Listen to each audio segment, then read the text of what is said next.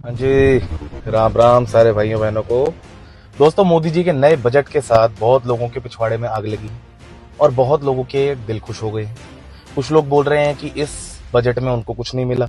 कुछ लोग बोल रहे हैं कि ये बजट बहुत आगे की सोच रख के बनाया गया है, लेकिन अभी भी लोग आपको पूरी पिक्चर नहीं बता रहे हैं, जिसके लिए स्वयं आपके शांतम नॉट शांत आपके सामने हाजिर है। दोस्तों, हम बात करेंगे सिर्फ और सिर्फ हमारे डिफेंस सेक्टर के बारे में, क्योंकि बजट बहुत बड़ा बजट बनाया है इन्होंने। 53 लाख करोड़ का इन्होंने डिवीजन करा है। इस बार का जो डिफेंस का बजट है वो बताया जा रहा है कि 15 से 15.5% पिछले वाले डिफेंस बजट से ज्यादा है।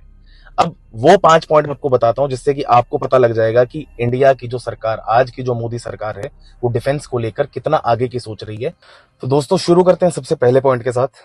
जैसा कि मैंने आपको बताया, पिछले बार से लेकर यानी कि 2025-26 के बजट से इस बार का डिफेंस बजट 15% ज्यादा बताया जा रहा है, जिसका मतलब है कि हम और ज्यादा हथियार खरीदेंगे, और ज्यादा ड्रोन्स खरीदेंगे और पाकिस्तानियों को और बांग्लादेशियों को और ज्यादा ठोकेंगे।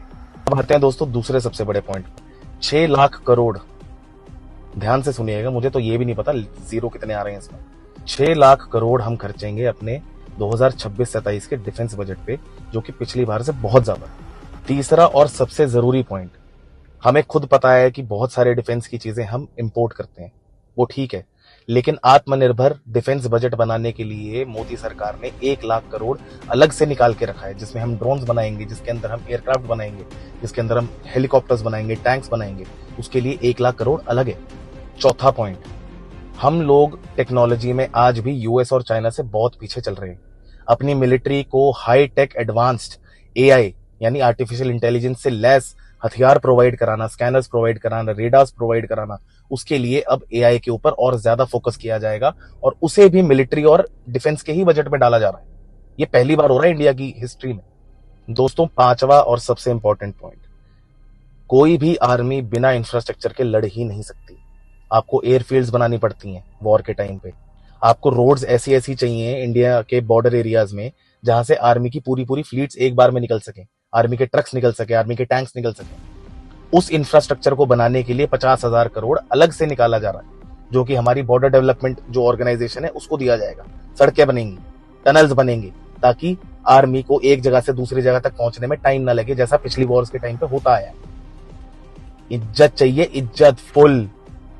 मोदी सरकार ने मिलिट्री का बजट इतना कर दिया है, और इतनी छूट मेरे हिसाब से आज तक किसी सरकार ने मिलिट्री को नहीं दी है जितनी मोदी सरकार दे रही है। बॉर्डर पे पूरी इज्जत चाहिए। इन भड़वे पाकिस्तानियों को और इन भड़वे बांग्लादेशियों की ना औकात नहीं होनी चाहिए। उस लेवल का बजट दिया है।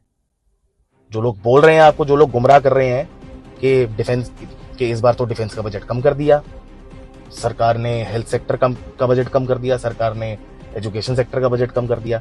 हम लोग कांस्टेंट वॉर सिचुएशन में हैं। पहले भी बोली गई थी ये बात, हम लोग 2.5 फ्रंट वॉर पर लड़ रहे हैं।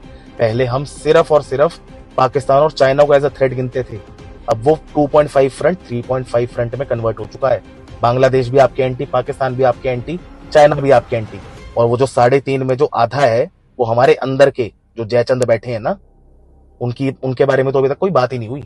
दोस्तों, आपकी क्या राय है? आप बताइएगा, डिफेंस बजट और ज्यादा होना चाहिए था, या जितना मोदी सरकार ने अभी दिया है वो भी आपको सफिशिएंट लग रहा है, या कम लग रहा है? मेरे हिसाब से तो 20% होना चाहिए था इंक्रीज, इन्होंने फिर भी 15, 15.5 करा है।